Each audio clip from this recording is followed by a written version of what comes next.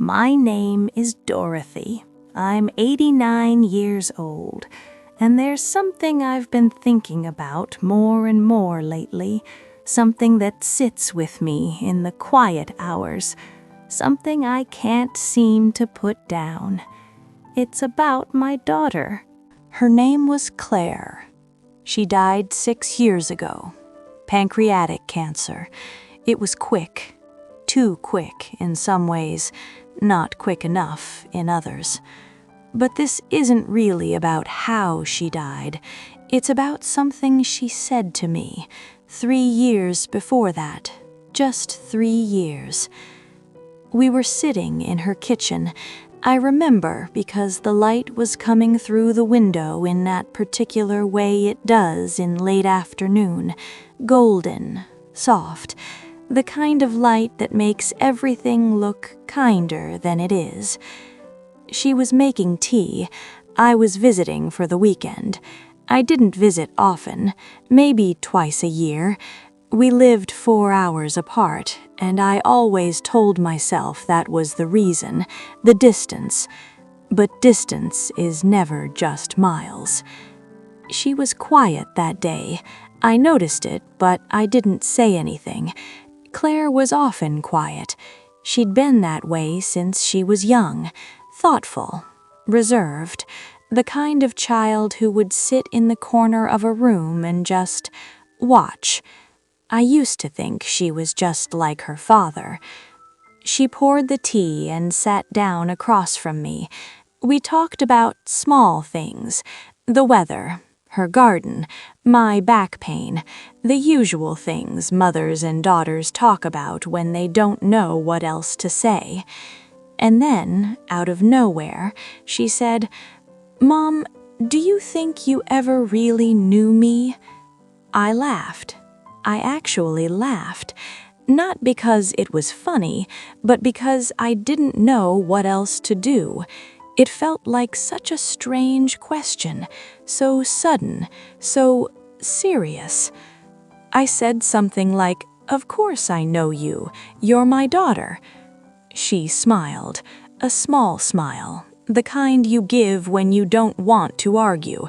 And then she said, "Yeah, I guess you're right."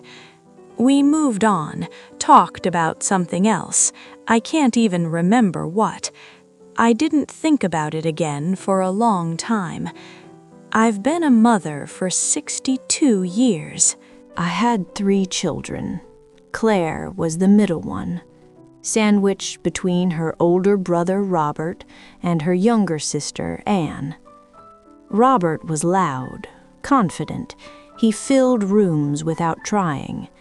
Anne was affectionate. She hugged me every time she saw me, called me twice a week, told me everything. Claire was neither of those things. She was the one I worried about least, because she never asked for much, never caused trouble, never demanded my attention. I thought that meant she was fine. I thought quiet meant content. After she died, I went through her things. Her husband, Michael, asked me to help. He couldn't do it alone.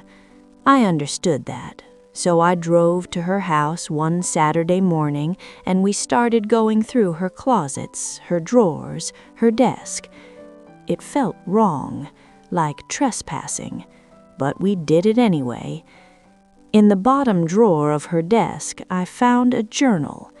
I almost didn't open it. It felt too private. But Michael said, "Go ahead. She would have wanted you to see it." I'm not sure that's true, but I opened it. The entries weren't dated, just pages and pages of thoughts, some long, some short, some written neatly, others scrawled like she was angry or in a hurry. I started reading, and I realized I didn't know her at all. There were things in there I'd never heard her say, feelings I didn't know she had, memories I didn't know she carried. One entry talked about a time when she was 12. She'd come home from school crying because a girl had said something cruel to her. She wrote that she'd wanted to tell me.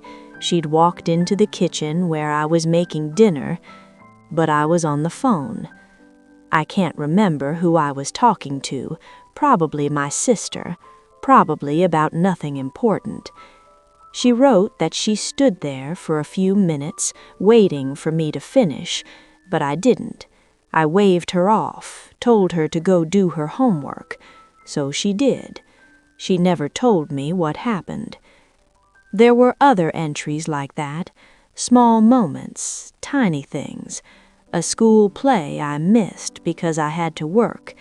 A time she wanted to show me a drawing she'd made, but I was too tired. A conversation she'd tried to start, but I'd been distracted. None of them were big. None of them felt like disasters at the time, but she'd written them down, which means they mattered, and I'd missed them. One entry near the middle of the journal said, "I think my mom sees the version of me she wants to see, not the version I actually am." I read that line 3 times. Then I closed the journal and put it back in the drawer. I didn't read any more that day. I've thought about that line almost every day since. The version of me she wants to see. I don't think she meant it cruelly. That wasn't Claire's way, but it was true. I had built an idea of who she was in my mind, and I never checked to see if that idea matched reality. I thought she was independent, self-sufficient, the kind of person who didn't need much from me. But maybe she did. Maybe she just stopped asking. I remember when she was 16, she came home one night after being out with friends. I was still awake, reading in the living room. She sat down on the couch next to me. I looked up and said, "Did you have fun?" She said, "Yeah," and then she just sat there. I went back to my book. After a few minutes, she stood up and went to bed. I didn't think anything of it. But now I wonder, was she waiting for me to ask more? Was there something she wanted to say? I'll never know. There's a specific kind of pain that comes with realizing you were given chances and you didn't take them. Not because you were cruel, not because you didn't care, but because you were distracted or tired or convinced there would always be more time. You think you know someone because you've known them for so long, but knowing someone's face isn't the same as knowing their heart. After Claire got sick, I visited more often. I told myself I was being a good mother, being there for her. But the truth is, I didn't know what to say. We still talked about small things, the weather, her treatment, what the doctors said, but we never talked about anything real. I think we both knew there wasn't enough time left to start.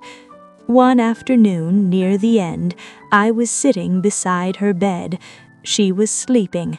The hospice nurse had just left. The room was quiet except for the sound of her breathing, slow, labored. I looked at her and thought, I should say something. I should tell her I was sorry, that I wished I'd listened better, that I wished I'd asked more questions, that I wished I'd known her, but I didn't, because I was afraid that saying it out loud would make it real. So I just sat there, and eventually she woke up. She looked at me and smiled, a tired smile, and I smiled back, and we said nothing. She died 3 days later. Michael and Anne were there. Robert came an hour after she passed. He'd been stuck in traffic.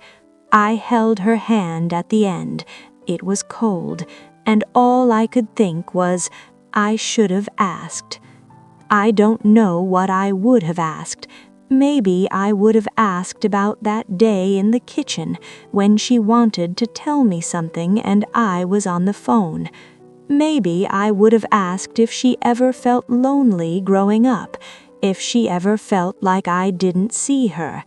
Maybe I would have just asked, "Who are you?" Really asked, not as her mother, but as someone who wanted to know. I think about that question she asked me, the one in her kitchen 3 years before she died. "Do you think you ever really knew me?" I laughed it off, but she wasn't joking. She was asking me something real, something important, and I missed it, because I thought I already had the answer. I've been thinking a lot lately about all the things we don't say, not because we're hiding them, but because we assume the other person already knows, or because we think there will be time later, or because it feels too big to put into words.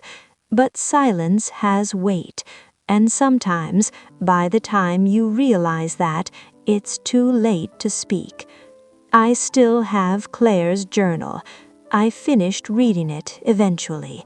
There were entries about her childhood, her marriage, her work, her fears. There were entries about me.